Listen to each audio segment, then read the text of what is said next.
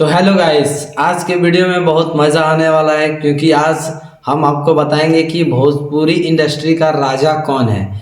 तो वैसे तो अभी तक पवन सिंह ही राजा थे और शायद आगे भी रहेंगे, लेकिन आज फिक्स क्लियर करेंगे कि कौन है इंडस्ट्री का राजा, खेसारी लाल यादव या पवन सिंह या अन्य कोई कलाकार।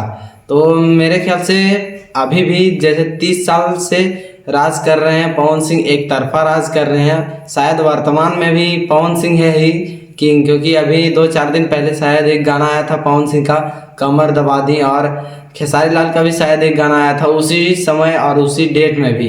लेकिन खेसारी लाल के सॉन्ग का पता नहीं, और पवन सिंह की अभी तक शायद 5 मिलियन छू गया होगा सॉन्ग, और अभी भी 2 नंबर ट्रेंडिंग सेक्शन में ट्रेंड कर रहा है। तो अभी गूगल से भी पूछते हैं, आप भी गूगल पे सर्च कर सकते हैं कि भोजपुरी में नंबर 1 कौन है, तो शायद पवन सिंह आएगा। मैंने तो सर्च किया था और मेरा भी आया था कि पवन सिंह ही है। तो एक तरफा 30 सालों से एक तरफा राज कर रहे हैं पवन सिंह, और असली पता